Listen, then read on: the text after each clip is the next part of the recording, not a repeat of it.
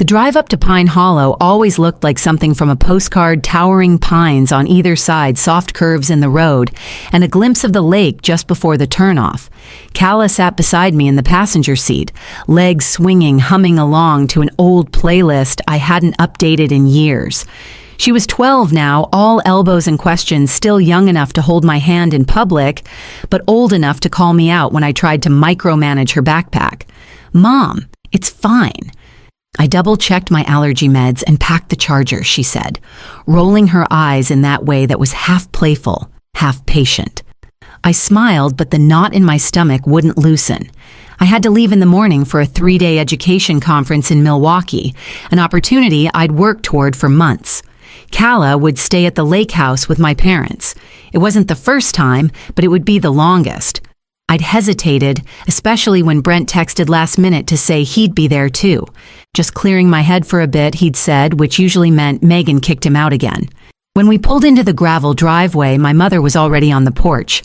"That jacket's too thin," Sylvia said instead of hello. She kissed Calla on the forehead, then turned to me. "April's still chilly in the woods."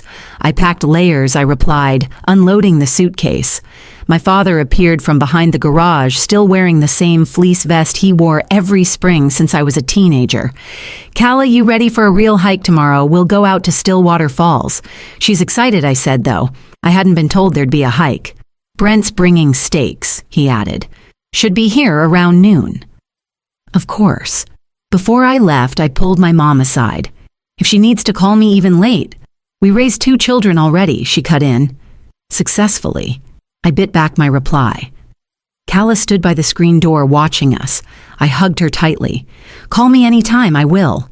Go crush that conference, Mom."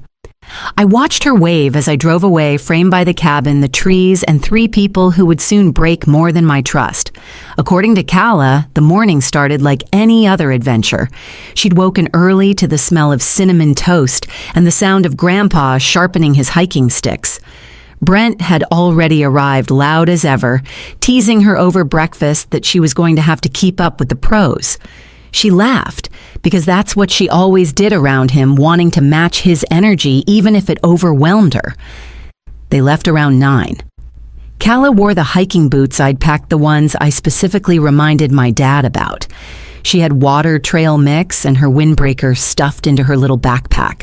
She'd wanted to bring her phone, but my mom had taken it, saying nature didn't need technology. It was family time. The hike to Stillwater Falls was 5 miles out and back, but Grant decided they'd do the longer loop 7 miles up to the ridge and down through the South Path. Calla hesitated. "I usually do the shorter trail with Mom," she said. "You're not a baby?" Brent replied. "You'll be fine." She didn't argue. She never does not with them. Calla told me the falls were beautiful, louder than she imagined water rushing over mossy boulders. They ate sandwiches by the edge. It was on the way back, about a mile from the midpoint where it happened. The trail narrowed, sloping beside a creek bed, slick from snowmelt. Her foot slipped on a wet patch of stone, and then there was a sound, loud and wet and final. She screamed. She said it wasn't like a sprain. It was instant and searing, and she knew something inside her leg had changed. Brent crouched beside her, checked the swelling, rotated her ankle slightly. "Looks like a hairline," he said. "Nothing major. Let's get you home, Ice, and see how it feels tomorrow." Calla begged to stay put, to call me, to let someone go get the car, but Grant shook his head. "We've got dinner with the Taylors at 7. If we leave now, we'll still make it." So they made her stand. Brent fashioned a walking stick out of a branch. My mother told her to breathe and walk it off. "Pain builds character," she said. 3 miles, on a broken leg. Calla cried until she couldn't anymore. Then she just moved forward, step by brutal step, toward a house that would not keep her safe. They left her with a bowl of soup, 2 ibuprofen, and the remote. Calla tried to smile when Grandma fluffed the pillows beneath her leg, but the pain had sharpened, spreading like fire through her shin and up into her thigh. The swelling made her skin feel tight, pulsing with every heartbeat. Brent said again it was probably just a hairline fracture, no need to overreact. Ice and elevation, that was the plan. She asked for her phone. Sylvia shook her head. "No need for screens." Just rest. When the front door closed behind them and she heard the car pulling away, the silence swallowed her. She waited 10 minutes, then tried to stand. Her leg wouldn't bear even the slightest weight. Crawling to the living room phone took 10 more minutes. She dialed my number. Nothing. The line was dead. Later, I'd learn a tree had taken out the phone cable earlier that week. She lay back on the couch and stared at the ceiling. She called for them once, not because she expected them to hear, but because the silence felt heavier than pain. Then she cried. Not loud, not wild, just a steady stream of tears. She didn't have the energy to stop. Meanwhile, I was pacing in my hotel room in Milwaukee, phone in hand. I'd texted Kala that morning, no reply. I'd tried calling after the last panel ended voicemail, then again after dinner. Still nothing. I tried my parents next. Straight to voicemail. I told myself cell service was always bad up at the lake, that maybe they were out on the dock, that maybe Kala had just fallen asleep early. I told myself all of that until midnight when the panic stopped feeling like a whisper and started pounding behind my ribs. I didn't know what had happened yet, but I knew what silence from that house had always meant, and I wasn't about to wait for them to tell me. The drive felt endless. Every mile between me and that lake house scraped like a nerve. I left before sunrise, barely stopping for gas, my phone silent the entire way. No new calls, no texts, just static where my daughter's voice should have been. By the time I pulled into the driveway, all 3 cars were there. No one came out. I walked up the front steps without knocking. Inside, they were at the coffee table, mugs of tea, and a game of Scrabble mid-play. My mother looked up first. "Elena," she said, blinking. "We weren't expecting you." "I've been calling for 2 days," I said, my voice flat. "Where's Kala?" "She's fine," Brent said, waving a hand.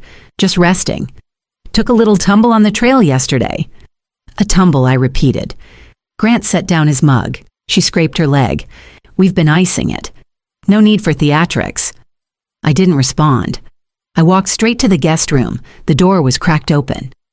Kala lay propped on a stack of pillows, her face pale and her eyes too big for her small frame. The minute she saw me, tears sprang up. "Mom," she whispered, "you came." I crossed the room and knelt beside her. Her right leg was swollen to nearly twice its size, skin flushed and tight, the bruising already blooming dark and angry along her shin. "I told them it really hurt," she said through trembling lips. "I told them I heard it break." I touched her cheek. "I believe you." Behind me, I heard my mother's voice. "We gave her pain meds." "No," I said, rising. "You didn't give her anything but more pain." I gathered Kala in my arms. She winced but didn't protest. She held on small fingers, digging into my sweater like a lifeline. Brent stepped forward. "We can come with You've Done Enough." I carried my daughter past the board game, past their polite horror, past everything they never said but always meant. And I didn't stop until we reached the car. The ER admitted us the moment they saw Kala's leg. The nurse didn't ask questions, she just waved us through to an exam room and paged the orthopedic resident. Kala clung to my hand the entire time, her face pale with pain, but she didn't cry anymore. I think she'd run out of tears the night before. The x-rays came back fast, a clean break through the tibia fully displaced. The attending Dr. Morrison explained in careful words that the delay in treatment had caused swelling, soft tissue trauma and an elevated risk for complications. Surgery would be scheduled within the hour. Had she not walked on it, he said gently, this might have been a routine cast. I nodded, my throat raw. Kala was taken to prep, and I found myself in the waiting area staring at the vending machine, fists clenched at my sides. That's when I saw them, Brent Grant and Sylvia, walking in like they had every right to be there. You're here, my mother said. We thought she has a displaced fracture. I interrupted. She needs surgery. There's tissue damage from walking on it for hours. Brent winced. We didn't know it was that bad. Kids overreact.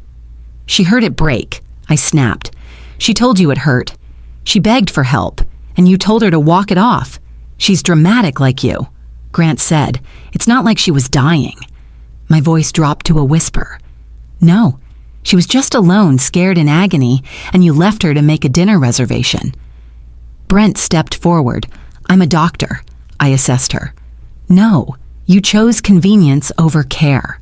And you don't get to rewrite that now. They stared at me like I was the one making a scene. I took a breath, a deep, final one. I want you to leave. Elena, my mother started. Leave, I said again. You won't see her today. Maybe not ever. They stood there a moment longer, then turned and walked away the same way they always had, from accountability, from truth, from anything they couldn't control. I sank into a chair and waited for the nurse to call me back. Cala's surgery lasted 2 hours. When they wheeled her back into recovery, she was pale and groggy, but the line of pain in her brow had finally softened. I sat beside her, brushing hair from her damp forehead, and stayed through every hour that followed. Pain meds, physical therapy instructions, sleep interrupted by beeping monitors. I didn't leave her side, not even once. By the 3rd day, she was strong enough to sit up and ask, are they going to come back? I told her no, that she didn't have to see them again, that we had a choice now. That night, while she dozed in her hospital bed, I opened my laptop in the family waiting room and started writing. To my parents, I was factual. I included copies of the X-rays, the surgical report, and a statement from Dr. Morrison outlining the delay's consequences. I wrote, you were entrusted with her care. That trust has been broken beyond repair. There was no anger in my words, just clarity. To Brent, I wrote, you're a licensed orthopedic surgeon. You knew. You had every tool to act and chose not to. I didn't add anything else. There was nothing left to explain. I mailed the letters, certified copies sent to the family law attorney I'd consulted just hours earlier, Patricia Reyes. She reviewed everything, told me I had every right to sever contact, and made sure the language was airtight. It wasn't about revenge. It was protection, legal, emotional, practical. A few days later, I got a call from a number I didn't recognize. I almost let it go to voicemail, but something told me to answer. Elena. The voice was soft, unfamiliar in its kindness. It's Delia, your father's sister. I hadn't heard from her in years. She said she'd learned about Cala from a mutual acquaintance. What do you need? She asked. I'll drive up this weekend. I didn't realize until that moment how much I'd needed someone in our corner. The following morning, I signed for a delivery Cala's wheelchair. We were going home. Bringing Cala home was harder than I expected. The stairs, the narrow bathroom, the small hallway, all things we'd navigated effortlessly before became new terrain. She didn't complain, but I could see the hesitation in her movements, the way she flinched even before she moved. I set up a bed for her in the living room, close to everything, with her books and puzzles within reach. She spent most of that first week in silence, her cast propped on pillows, her eyes never quite meeting mine when I asked if she needed anything. She started waking up from nightmares, breath-shallow hand, clutching mine in the dark. Sometimes she'd whisper, I told them. I told them I was hurt, like she needed me to know all over again. People showed up in ways I hadn't expected.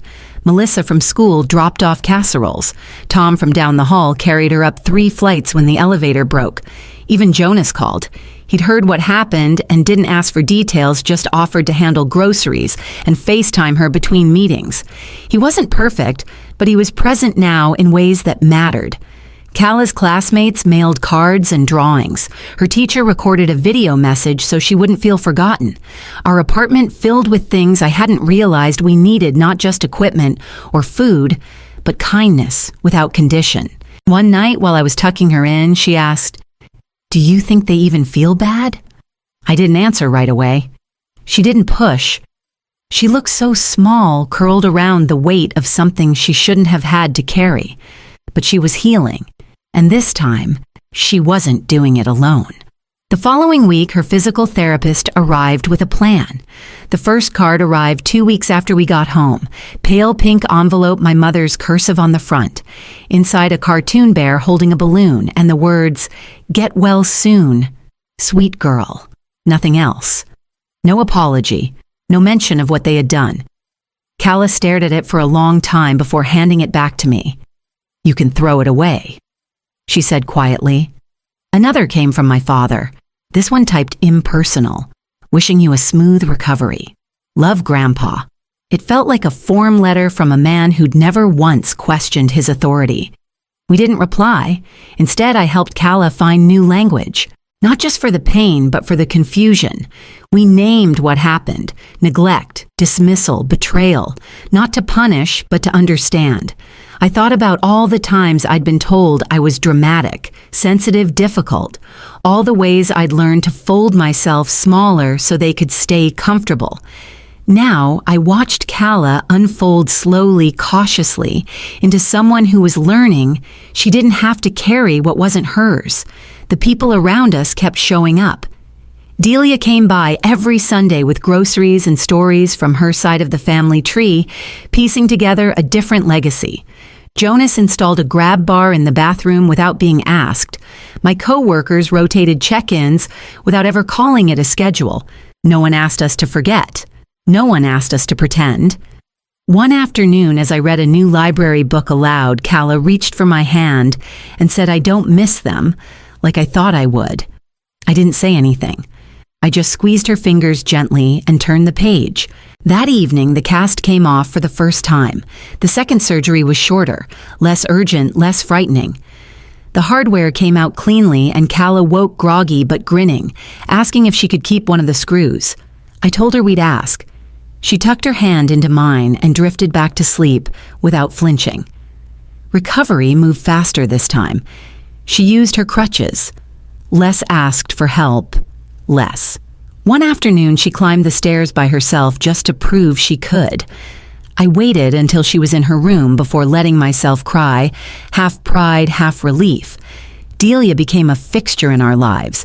She came with stories I'd never heard about how my father had once broken his wrist at summer camp and wasn't taken to a doctor for 2 days. How she'd learned early to be quiet, to not make trouble. "You broke the pattern," she told me one night over tea. "You did what I couldn't." We started new things: Sunday pancakes with whipped cream, Tuesday night board games. We spent Thanksgiving with friends instead of forcing small talk over cold turkey and sharper silence. On Christmas morning, Kala opened a puzzle we'd picked out together and whispered, "I like this better." I did too.